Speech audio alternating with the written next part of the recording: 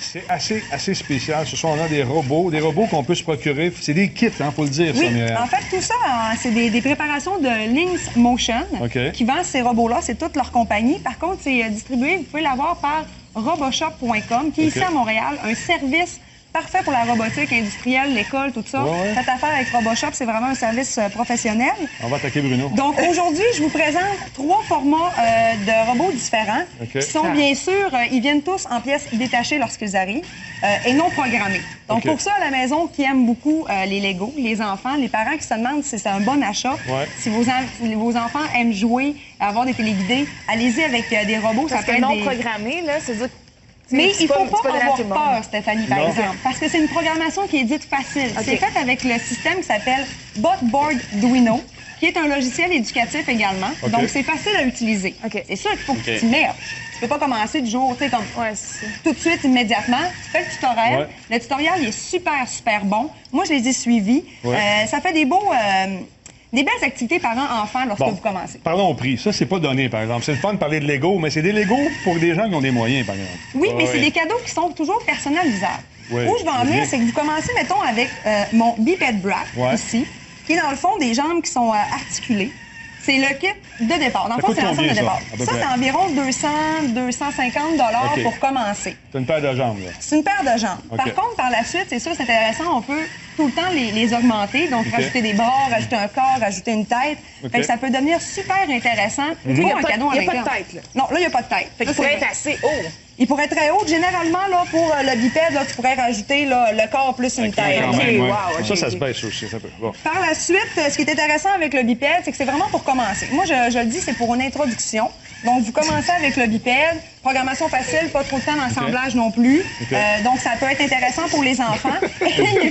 Attention, pas l'écraser, là. C'est fait solide, là? Moi, c'est fait super solide. C'est des corps qui sont faits complètement en polymère ou encore en métal. C'est vraiment très bon pour ça. Super résistant. Fait que le bipède, c'est vraiment pour commencer, pour pouvoir faire une introduction à la programmation. Celui-là ici, encore une fois, on peut le programmer avec la pince. Je m'arrêtais le mien, là. Couché. Là, on va parler du Tree Track. Le Tree Track, on va y aller rapidement parce que celui-ci, c'est un tout-terrain. Ce qui est intéressant avec celui-là, c'est qu'il vient généralement juste avec la base. Donc, les 2 chenilles, simplement. Moi, je l'ai monté. Fait que celui-là, c'est vraiment un ensemble qui a été personnalisé. On a rajouté un bras. Mais vous pourriez, par exemple, rajouter 2 bras, rajouter un corps ou encore l'augmenter à un niveau plus élevé. On dit qu'il y a une pince avec l'articulation qui pourrait tenir jusqu'à 5 livres. Moi, je crois que j'ai fait une mauvaise programmation parce que je l'ai mis un peu avec ma pince. On pourrait peut-être tenir un 5 $, là, mais ça serait limite.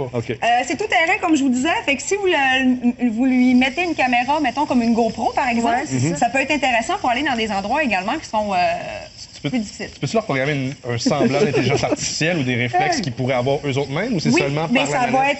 Ça va être toujours par manette, mais ils sont aussi téléguidables ou ajustables par une interface d'ordinateur. Donc, tu peux toujours faire comme un presque intelligence artificielle grâce à tes ordinateurs. L'araignée coûte un peu plus cher, mais tu peux faire plus de stock avec elle aussi. L'araignée, l'Hexapod, qui est le Trade-Off PX, l'Hexapod, celui-là, c'est vraiment...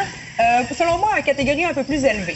C'est pour les un petit peu plus professionnels. D'ailleurs, les hexapodes comme celui-ci sont utilisés pour les compétitions de guerre de robots. Là, il recule, j'ai comme perdu le contrôle. Un peu, il s'en va. Attends, je vais aller le chercher. Il a peur de l'autre. Excusez-moi 2 secondes. Restez avec ça reste toujours de la programmation. C'est des micro-logiciels.